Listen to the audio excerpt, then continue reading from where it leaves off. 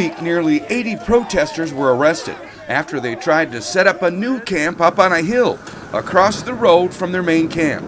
Law enforcement says protesters were trying to set up that new camp on privately owned land, so they were arrested. But we don't want anybody to get hurt, and we don't want to do this. I don't know what point you guys try to make by being arrested and going on private land. This week, crews were brought in to start cleaning up the garbage at the protesters' camp.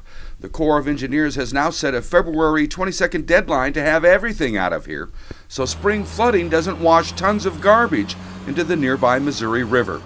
Around 400 protesters remain here after an estimated high of 10,000 earlier this year. A camp spokesperson told me that some may leave, but may simply go to other nearby camps. It appears this may wind up getting mean if and when an effort is made to move everyone out. It must get a little tiresome, frustrating if you're up on the front line taking the jeers and taunts and name calling and all that. I mean, psychologically, isn't it? Oh, absolutely. It's unbelievable sitting there listening to the rhetoric that they spew to you. And, you know, our officers on the front lines, we're there to do our job, and we're there to uphold the law. And it's almost like some of those protesters take that personal, that we're invading in their space. But quite frankly, they're the ones breaking the law. And, you know, I often ask myself, well, what do they want us to do?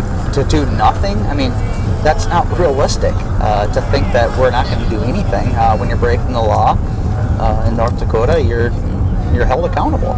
Police Department of Devil's Lake. Correct. How long have you been out here? This is probably my 5th time I've been out here. If push comes to shove, the law enforcement side of this dispute is far more organized. It has the muscle to quickly support a massive increase in troops if the decision is made to clear protesters out. This is the staging area. So, if need be, I'm assuming this staging area could handle a lot more people? Yeah, absolutely. At times, you know, we can have a large influx of officers showing up here. If there's a code red call where we need to call in numerous officers from a 100-mile radius, per se, they will come in, set up here, and then be given instructions on exactly where they're going to be going. Okay. And there's a place to fuel up and eat and... Yep. We have a lot of services here. We got emergency medical services. We got chow hall, a staging area for radio communications, getting fuel for the day.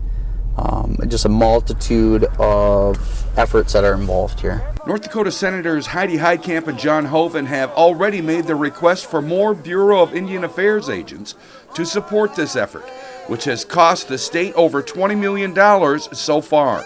And if they plan to actually have all the protesters out of this camp by February 22nd, it seems very likely that it will turn into a fight.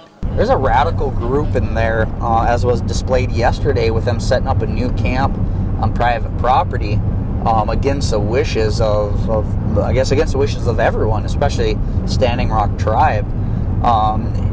And it kind of goes to show you that they're not in this to listen to anyone. They're in it for their own selfish reasons, this radical group. And it's unfortunate because we were making some positive steps forward.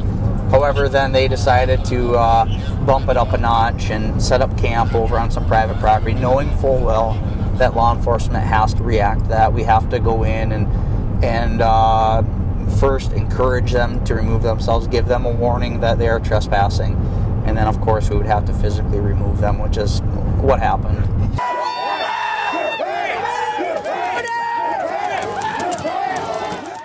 And now, with an order to have protesters and the entire camp removed by later this month, it seems quite likely the worst of many confrontations is yet to come. From the Dakota Access Pipeline protest camp in Morton County, North Dakota, I'm Neil Carlson reporting for iNewZ.TV.